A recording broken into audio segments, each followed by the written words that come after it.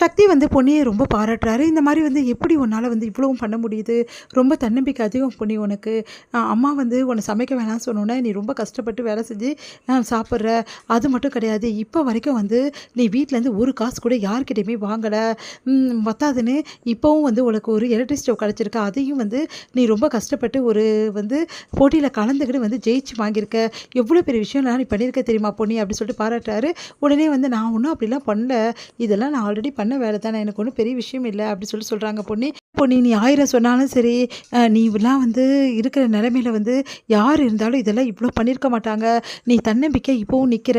எவ்ளோ பெரிய விஷயம் தெரியுமா? உன்கிட்ட இருந்து கத்துக்க வேண்டியது நெறைய இருக்கு பொன்னி அப்படின்னு சொல்லிட்டு பாராட்டிட்டு இருக்காரு.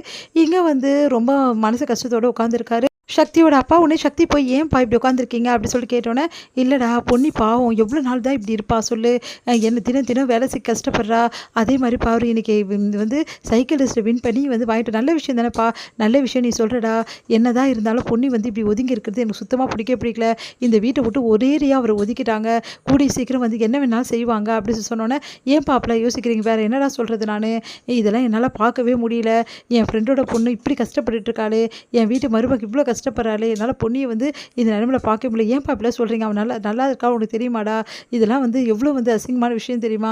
அவள் வெளியே வேலை செய்கிறது 4 பேர் நம்மளை பற்றி என்ன நினைப்பாங்க? அது விட்றா, நம்மளுக்குன்னு ஒரு மனசாட்சி வேணாம் அப்படின்னு சொல்லிட்டு இருக்காரு. சரிப்பா இப்போ என்ன பண்ணுறது? பொன்னியும் பிடிவாதமாக இருக்கா, அம்மாவும் பிடிவாதமாக இருக்காங்க. நானும் ஜெயக்கிட்ட எவ்வளோ பேசி பார்த்தேன். ஆனால் அவள் வந்து பிடி கொடுக்கவே மாட்டேங்கிறா. எவ்வளோ சொன்னாலும் அதே தான் சொல்லிட்டு இருக்கா. ஆனால் ஒரு விஷயம், பொன்னி வந்து தப்பு செய்யலைன்னு வந்து தெரிஞ்சிச்சுன்னா கண்டிப்பாக ஜெயா வந்து இதெல்லாம் வந்து நிறுத்திடுவா அப்படின்னோடனே, அப்போ பொன்னி தப்பு செய்யலைன்னு வந்து நம்ம நிரூபிக்கணும் அப்படின்னோடனே, எப்புட்றா உண்மையிலே பொன்னி தப்பு செஞ்சாலா இல்லையா அப்படின்னு சொல்லிட்டு வந்து யோசிக்கணும்ப்பா. கண்டிப்பாக பொன்னி எனக்கு தெரிஞ்சு இவ்வளோ பிடிவாதமாக இருக்கான்னா கண்டிப்பாக பொன்னி எந்த தப்பு செஞ்சுருக்க மாட்டா. அதை வச்சு எப்படியா கண்டுபிடிக்கணும். கண்டிப்பாக வந்து இதை யார் செஞ்சுருப்பாங்கன்னு எனக்கு தெரியும் அப்படின்னு சொன்னோன்னே, யாருப்பா அப்படின்னோடனே, வேற யார் செஞ்சுருப்பா? அதான் பொன்னிக்கு வந்து சுத்தமாக பிடிக்காது. உஷா, சுந்தரம், அதுக்கப்புறம் வந்து உன்னோட மாமா 3 பேர் சேர்ந்து அந்த வேலையை செஞ்சுருப்பாங்கன்னு. என்னப்பா சொல்கிறீங்க?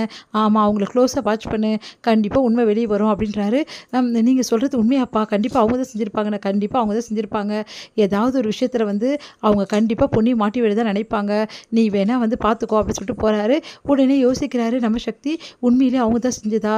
அப்போது இந்த விஷயத்தில் வந்து பொன்னி சம்மந்தப்படலையா? எப்படியாவது உண்மையை வந்து அம்மாவுக்கு வந்து தெரிய வச்சுட்டா கண்டிப்பாக அம்மா வந்து பொன்னியை வந்து உள்ளே சேர்த்துப்பாங்க.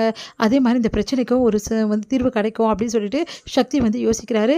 நேராக போயிட்டு எப்படியாவது வந்து முதல்ல மாமா கிட்ட இருந்து ஆரம்பிக்கணும் அப்படின்னு சொல்லிட்டு சுந்தரம் வந்து ட்ரிங்க் சாப்பிடும்போது கரெக்டாக சக்தி போய் உட்கார்றாரு. சுந்தரம் வந்து யோசிக்கிறாரு, என்ன இது மாப்பிள்ளைங்க வந்து உட்கார்றாருன்னு இது முடியுது.